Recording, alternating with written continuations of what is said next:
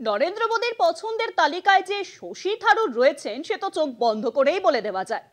Operation সিঁদুর নিয়ে প্রতিনিধি দল বাছাইয়ের সময় রাহুল গান্ধীর পাঠানো পুরো তালিকাটাই বাজে কাগজের ঝুড়িতে ফেলে দিয়েছিল এবং তারপর থারুরকেই বেছে নিয়েছিল মোদী সরকার। আর গোসা হয়েছিল কংগ্রেসের। শশী নিজেও বলেছিলেন দলের সঙ্গে কিছু বিষয় তার মতপার্থক্য আছে। রাজনৈতিক মহলের ধারণা শশী থারুরের পক্ষে দিনকে দিন কঠিন হচ্ছে কংগ্রেসে থাকা। কংগ্রেসের শীর্ষতম নেতৃত্বের একটা বড় অংশই নাকি বেজায় চটেছেন থারুরের মোদী স্তুতিতে। এদিকে জল্পনা চলছে থারুরকে নাকি বিজেপিতে আনার চেষ্টা করছেন স্বয়ং নরেন্দ্র মোদী। দিল্লিতে জোর গুঞ্জন, দলে এনে থারুরকে কি বিদেশ মন্ত্রী করবেন মোদী?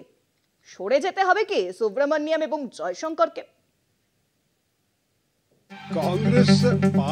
শশী থারুরের কংগ্রেসে থাকা দিন দিন আরো কঠিন হয়ে উঠছে।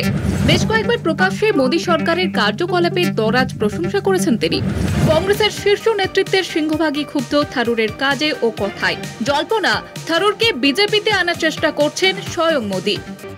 এদিকে নির্ভরযোগ্য সূত্রের খবর, পেহেলগাম হামলা ও ভারত পাক সংঘর্ষে বিদেশমন্ত্রী এস জয়শঙ্কর পরিস্থিতি সামাল দিতে ততটা সফল হননি বলেই রাজনৈতিক মহলের মত। পাকিস্তান ইস্যু নিয়ে আন্তর্জাতিক মঞ্চে জয়শঙ্কর উল্লেখযোগ্য ভূমিকাও নিতে পারেননি বলেই অভিযোগ। বরং বিশ্বের ৩৩টি দেশে কেন্দ্রীয় সরকারের পাঠানো সাংসদদের ৭ প্রতিনিধি দলের একটিতে নেতৃত্ব দিয়ে শশী থারুর নজর কেড়েছেন। এতে খুশি প্রধানমন্ত্রী নরেন্দ্র মোদী। বিশ্ব সফর সেরে আসা প্রতিনিধি দলের সঙ্গে প্রধানমন্ত্রী এক চা চক্রে মিলিত হয়েছিলেন। সেই চা চক্রে প্রধানমন্ত্রীকে দেখা যায় থারুরের সঙ্গে বেশিক্ষণ কথা বলতে।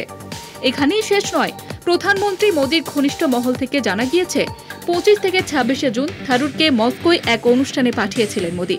সেখানেও ভারতের অবস্থান স্পষ্ট করে পাকিস্তানকে সন্ত্রাসবাদী দেশ বলেছেন থারুর।